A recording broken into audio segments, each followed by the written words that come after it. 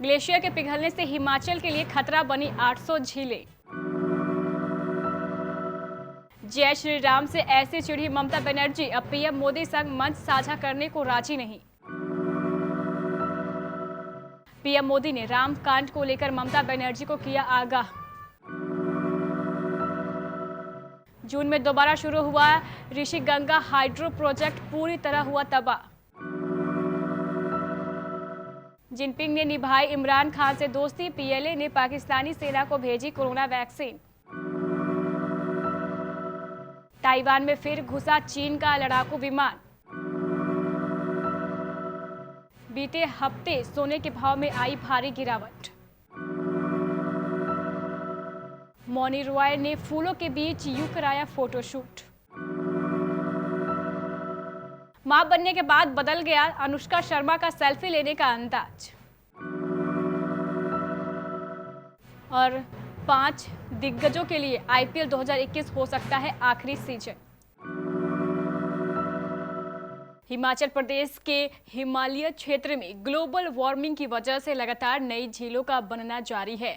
बढ़ते तापमान की वजह से ग्लेशियर पिघल रहे हैं। इससे ऊंचाई वाले इलाकों में करीब 800 मोटी बड़ी झीलें बन चुकी है।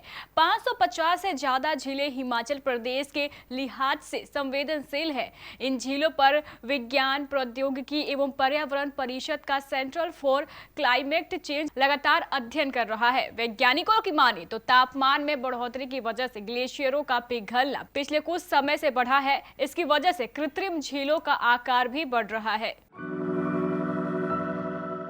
पश्चिम बंगाल में चुनावी सरगर्मी के बीच जय श्री राम के नारे ने पीएम मोदी और सीएम ममता बनर्जी के बीच इतनी दूरियां पैदा कर दी है कि अब ममता बनर्जी पीएम के साथ मंच साझा करने से कतरा रही हैं। प्रधानमंत्री नरेंद्र मोदी रविवार को एक बार फिर से पश्चिम बंगाल और असम के दौरे पर रहेंगे। पीएम नरेंद्र मोदी दोपहर में हल्दिया पहुंचेंगे। यहाँ वह एक सरकारी कार्यक्रम में शिरकत करने वाले हैं, लेकिन उनके इस कार्यक्रम में बंगाल की सीएम ममता बनर्जी नहीं होंगी। वजह है पीएम मोदी के 2 हफ्ते पहले की हुई बंगाल दौरे के समय लगे जय श्री राम के नारे।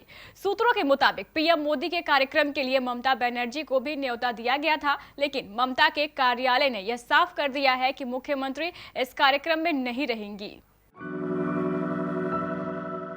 प्रधानमंत्री नरेंद्र मोदी ने उनके पिछले बंगाल दौरे के दौरान जय श्री राम के नारे को लेकर हुए विवाद पर रविवार को अपनी चुप्पी तोड़ी। तृणमूल कांग्रेस ने पीएम मोदी की उस वक्त खामोशी पर सवाल उठाए थे, लेकिन कल उन्होंने स्थिति को स्पष्ट किया है। पीएम मोदी ने बंगाल दौरे में कहा है कि बंगाल फुटबॉल को पसंद करता है, लिहाजा मैं उसी भाषा में बोलता हूं कि तृणमूल ने एक के बाद एक कई सारे फाउल किए हैं। ये फाउल है कुशासन का, विपक्षी दलों के नेताओं पर हमले, भ्रष्टाचार का। बंगाल की जनता ये देख रही है और जनता जल्द ही उन्हें रामकांड दिखाएगी। उत्तराखंड के चमोली जिले के रैनी में रविवार सुबह ग्लेशियर फटने से आई आफत में ऋषिगंगा और तपोवन हाइड्रो प्रोजेक्ट पूरी तरह ध्वस्त हो गया है। प्रोजेक्ट जून में ही शुरू हुआ था। परियोजना अधिकारियों की माने तो प्रोजेक्ट पर काम करने वाले करीब 50 लोग लापता है। जानकारी के अनुसार श्रीगंगा हाइड्रो प्रोजेक्ट 2011 में शुरू हुआ था। इसके बाद साल 2016 में इसके क्षतिग्रस्त होने पर इसमें बिजली उत्पन्न बंद हो गया था। इसके बाद एनसीएलटी के माध्यम से कुंदन ग्रुप ने इसके संचालन का जिम्मा लिया। इसके बाद जून 2020 में इसे दोबारा शुरू किया गया था। पाकिस्तान और चीन की दोस्ती किसी भी देश से छिपी हुई नहीं है। एक दूसरे के यहाँ हो रहे मानवाधिकार उल्लंघन से मुंह मोड़कर दोनों ही देश एक दूसरे की मदद को कई बार सामने आते रहे हैं। इसी कड़ी में चीन की पीपुल्स लिबरेशन आर्मी ने रविवार को पाकिस्तानी सेना को कोविड-19 वैक्सीन का पहला बैच सौंप दिया।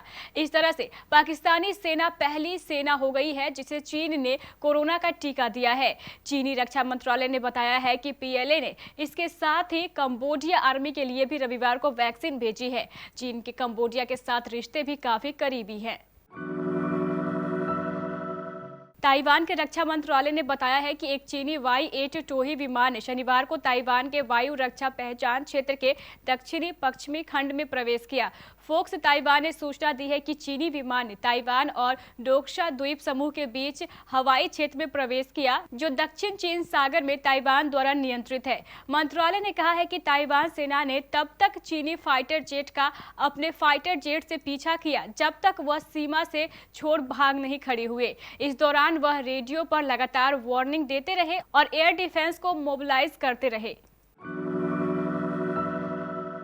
पिछले सप्ताह के आखिरी कारोबारी दिन शुक्रवार को 5 अप्रैल 2021 वायदा के सोने का भाव MCX एक्सचेंज पर 541 रुपए की बढ़त के साथ 47,256 रुपए प्रति 10 ग्राम पर बंद हुआ। इसके अलावा 4 जून 2021 के सोने की वायदा कीमत बीते हफ्ते के आखिरी कारोबारी दिन MCX पर 493 रुपए की बढ़त के साथ 47,335 रुपए प्रति 10 ग्राम पर बंद हुई। Actress Mouni Roy social media पर खासा एक्टिव रहती है। हाल ही में नागिन एक्ट्रेस सलमान खान के शो बिग बॉस 14 में नजर आई थी, जिसमें मौनी सलमान के साथ ठुमके लगाती दिखाई दी। अब एक्ट्रेस ने अपनी कुछ लेटेस्ट फोटो सोशल मीडिया पर पोस्ट की है।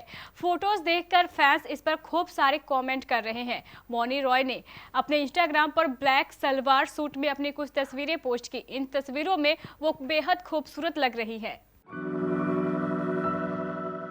कहते हैं जब कोई महिला मां बन जाती है तो उसकी पूरी दुनिया ही बदल जाती है। उठने से लेकर सोने तक हर काम बच्चे के हिसाब से होता है और ये बात सेलेब्स पर भी पूरी तरह सही साबित होती है। हाल ही में एक बेटी की मां बन चुकी अनुष्का शर्मा ने भी अपनी नई सेल्फी में कुछ ऐसा ही दिखाया है।